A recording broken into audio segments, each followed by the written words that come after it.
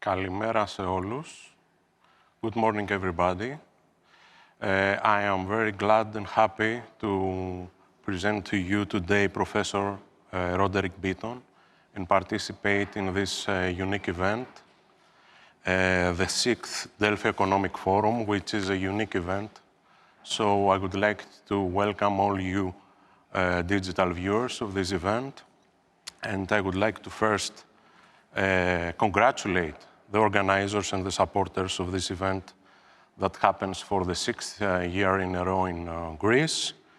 It used to be in Delphi, of course, since it is the Delphi Economic Forum, but due to the COVID effects, we are now in Athens.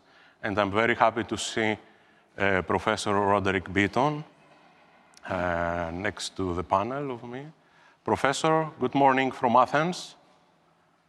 Kalimera σε εσάς, όλους τους ακροατές και μάλιστα σε εσάς. Good morning from me, από τις μακρινές βόρειες ακτές του Kent της Αγγλίας, from the faraway North Kent coast in England. It's a great pleasure to be with you, and I'm only sorry that I can neither be physically with you in the Zapio or where we all ought to be in the center of the earth at Delphi. Professor, Kalimera, good morning from Athens. Χρόνια πολλά, Χριστός Ανέστη, to all our viewers and Orthodox Christians around the world. So let me make a small introduction. Roderick Beaton is Emeritus Korais Professor of Modern Greek and Byzantine History, Language and Literature at King's College London. His books include Byron's War, Romantic Rebellion, Greek Revolution, and Greece Biography of a Modern Nation, a great success in our country lately. His latest book, an overview of Greek history from the Bronze Age to 2021, is due to be published in autumn this year with the title The Greeks, A Global History.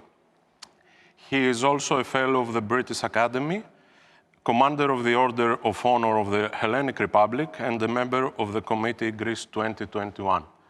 Professor Beaton, the digital floor is yours, please. Thank you very much, Mr. Angelopoulos, and it's a great pleasure, as I said, to be with you. My subject today is the idea of Europe and the idea of Greece, and I want to show really how, going way back to the very beginning of history, these ideas are inextricably linked together. So my story today goes much further back than the 1821 anniversary. I'm going right back to the two great wars fought between Greeks and Persians in 490 and 480 BCE, before the Common Era. We could very well rightly call those the first ever world wars. Now, back in the 19th century, in 1846, the British philosopher and civil servant John Stuart Mill summed it up like this, the importance of these wars. The Battle of Marathon, he wrote, even as an event in English history, is more important than the Battle of Hastings. Well, the Battle of Hastings was, of course, the foundation of modern England, if not Britain. At the Battle of Marathon in 490 BCE, as I hardly need to remind you, the Athenians routed a Persian landing force and put paid to the ambitions of King Darius to conquer the land that today we call Greece. And last year, in 2020, Greeks celebrated the 2,500th anniversary of two more battles fought against Darius' successor Xerxes 10 years later, the equally famous battles of Thermopylae and Salamis. And finally, just to complete the story, in 479 BCE, the victory over the Persians was secured by a combined Greek army at the Battle of Plataea in Boeotia, not far from Delphi. Salamis and Plataea were unexpected victories, won by a group of tiny city-states pitted against the greatest empire the world had yet seen. And what we now call European civilization would be born during the 50 years that followed, as the victorious Greeks took stock of what they had done. Now, what was it about that achievement that made John Stuart Mill rate the Battle of Marathon above the most decisive battle ever to shape the history of his own country? I will risk the suggestion here that what makes the Persian War such a landmark in world history is not, or not so much, the military achievement of the Greeks against the Persians, but rather the ways in which they took stock afterward. And one of these in particular, the invention of an entirely new kind of narrative designed to perpetuate the memory of the event. Today, we call that kind of narrative history. In approximately the year 450 BCE, almost at the same time as the foundation stone for the Parthenon was being laid on the Acropolis of Athens, Herodotus of Halicarnassus embarked on what he called the demonstration of an inquiry. The task would occupy him for the rest of his life. And the subject of this inquiry was to be, as he put it, what people had done in the recent war, along with the causes of the conflict. The Greek word that I translated just now as inquiry, in Herodotus' dialect of Greek at the time, was historii, historiae. I suggest that it was the telling of the story, and in particular the way that Herodotus devised in order to tell it, that established the Persian Wars ever afterwards as a point of reference for historians, for military strategists, for politicians, and indeed political scientists all over the world, indeed for many of the people and the walks of life that are brought together in this wide-ranging forum, the Delphi Forum today. The way Herodotus sets out to tell the story of the Persian War, it wasn't just about a series of battles. Herodotus presents rather what today we would call, and sometimes do call, a clash of civilization. And right down to Samuel Huntington in the 1990s, and the debates generated by his book of that title since, this is exactly how the Persian Wars have been seen over 2,500 years. In his opening pages, Herodotus sets up a supposedly age-old conflict between two continents. He calls them, probably for the first time, certainly the first time in this sense, he calls them Europe and Asia. And this is the first time that the name Europe acquires geopolitical meaning. Indeed, it's in these pages we can see geopolitics itself being born. Throughout the 9 books that follow of Herodotus' history, the enmities of the peoples of Asia and Europe, the enmity is played out in the attempt by successive Persian kings, Darius and Xerxes, to subdue the lands west of the Dardanelles, west of the Aegean, the lands that Herodotus calls Europe. The actual grounds that Herodotus brings forward to explain this enmity between the two continents, we would today find rather quaint, and of course they are utterly unhistorical. Herodotus accounts for it in terms of a series of reciprocal abductions of royal ladies. You could say history begins with acts of sexual violence. One of these abductions was when the Greeks abducted a princess from Tyre, the city in today's Lebanon. But the princess's name was Europe, Evropi, or as we say in English and other languages, Europa. So even in the original mythical European, Europa, Evropi, was an immigrant from the Middle East.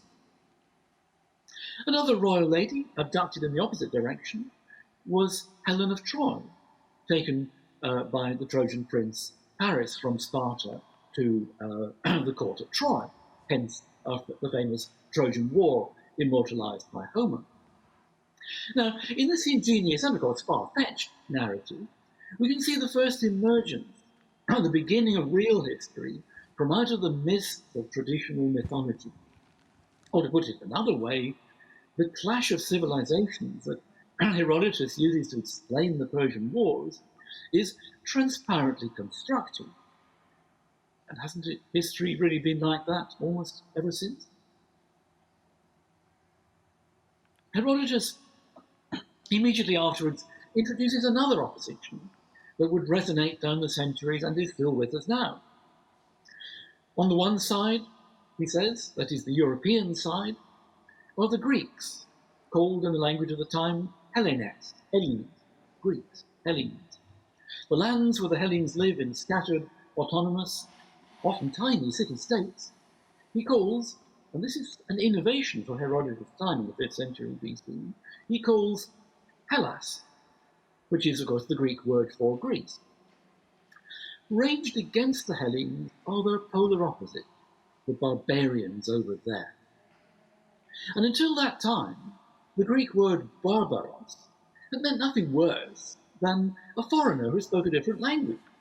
The word barbaros barely appears in Greek before the Persian Wars.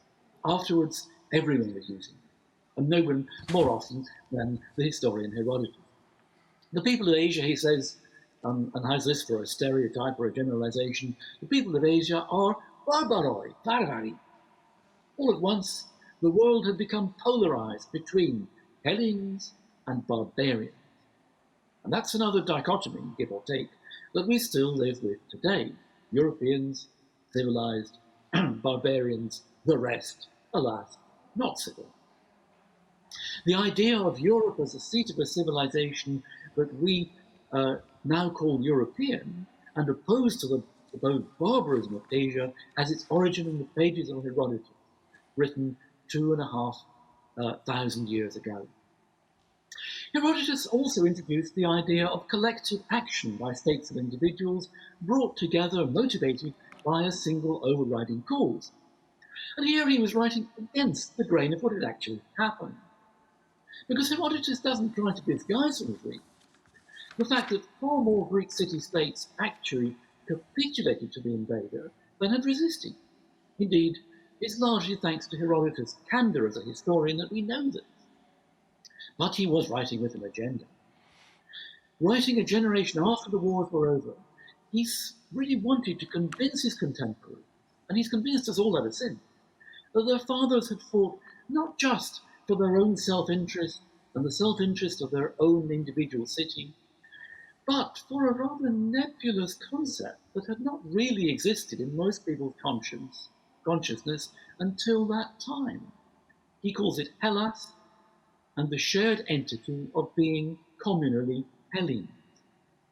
And his word for that in ancient Greek is to Hellenikon, which in modern Greek, the equivalent, I suggest, would be Hellenismos, Hellenism. Some modern theorists of nations and nationalism have identified in this term, to Hellenikon, the beginning of the kind of collective consciousness that much later would coalesce into the nationalism that drives so much of the world today. But there's more to it even than a collective will towards self-determination.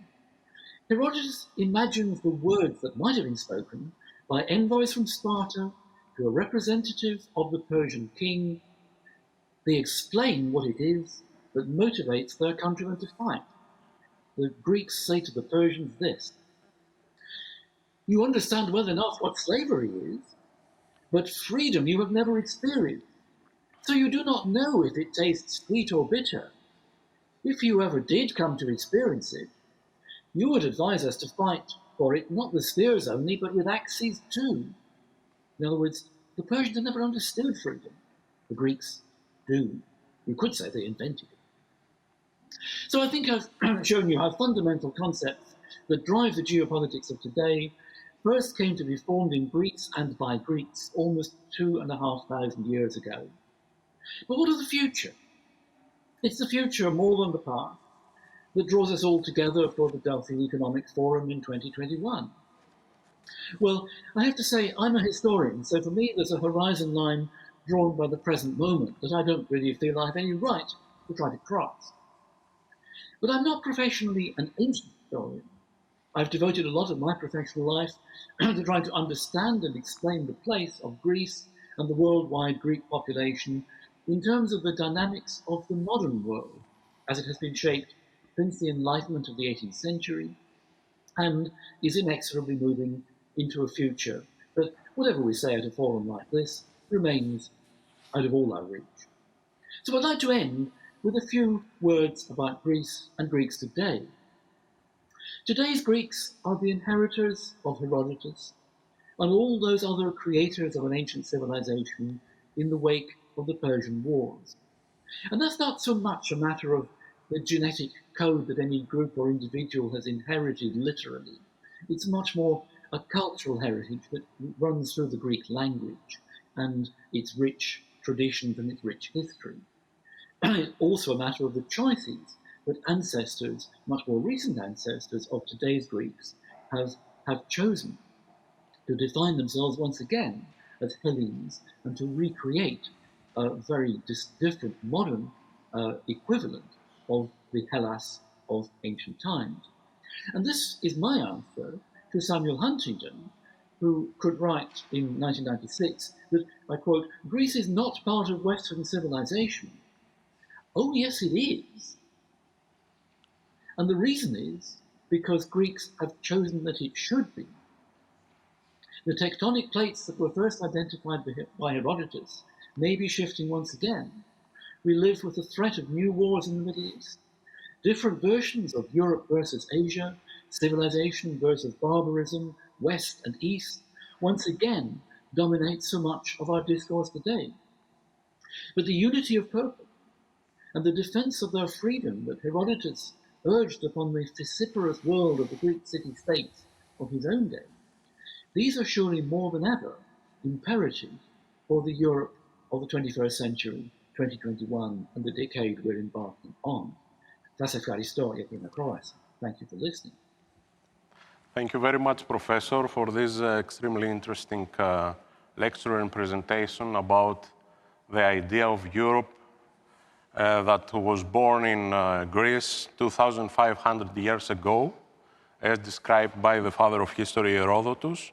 I'm very happy, since I come from Viotia, that you also mentioned the Battle of Plataeus, which was a very important battle between the East and West back in that time. So you also remind me of another Greek philosopher that comes from Minor Asia. You mentioned Herodotus, but you reminded me of Heraclitus, who said that everything flows. So this dichotomy between East and West is changing over time, is constantly changing.